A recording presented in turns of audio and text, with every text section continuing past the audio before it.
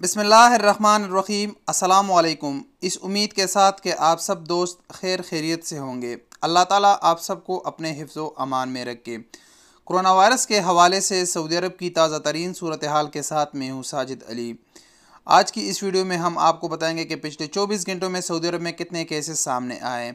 Video को बाकायदा शुरू करने से पहले आप लोगों से एक दरख्वास्त है कि यूट्यूब पर हमारे चैनल को सब्सक्राइब करें और घंटी के निशान पर क्लिक करें ताकि हर आने वाली वीडियो की नोटिफिकेशन आपको बर वक्त मिलती रहे। सऊदी वजारत सेहत यानी मिनिस्ट्री ऑफ हेल्थ की तरफ से पिछले 24 घंटों में 110 नए केसेस सामने आए हैं। इसके साथ मदीना में एक मुकीम यानी गैर मुल्की वफ़ात पा चुका है। अल्लाह ताला उसको जन्नतुल फिरदौस नसीब करे। इसके साथ सेहतियाब होने वाले अफराद की तादाद में 50 का इजाफा हुआ है। उसके साथ पूरे सेहतियाब होने वाले अफराद की तादाद 165 हो गई है। पिछले 24 घंटों में सऊदी अरब से जो 110 केसेस सामने आए हैं यानी 31 मार्च 2020 में सऊदी अरब में 110 कोरोना वायरस के नए केसेस सामने हैं। उसकी तफसील कुछ इस तरह है।